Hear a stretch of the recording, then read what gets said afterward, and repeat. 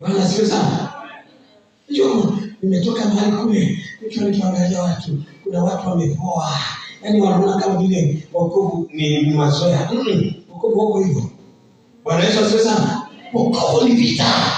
Ni mapambano. Haleluya.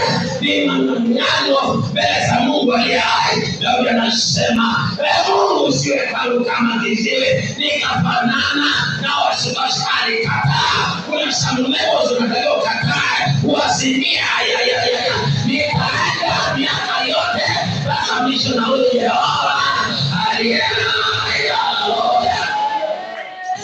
hai.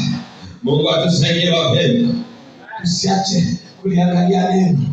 Kuna watu wanaliangalia neno kama vile historia. Usisome kitabu cha Biblia kama historia. Bwana Yesu apewe sifa. Soma kwa mzigo. Ndani kuna mzigo. Haiwezekani kuwe hivi, kuwe vile. Hili ni gari. Anasema haiwezekani. Biblia inasema ya kwamba usiakanuia atazimia kumtafuta Bwana na wewe azimia. Nitaisoma Biblia nielewe, lakini ndani yake nikipata kile Mungu alikusudia, nikiona kile alikusudia juu ya maisha yangu Bwana. Haleluya, haleluya, haleluya.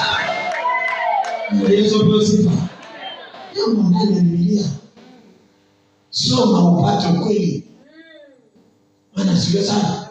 Najua kuna watu wakikutana na wale watu upande wa pili wanaanza kuogopa, huwezi kujibu. Soma ili jibu. Ndio anasema mkimjibu kila mtu awaulizaye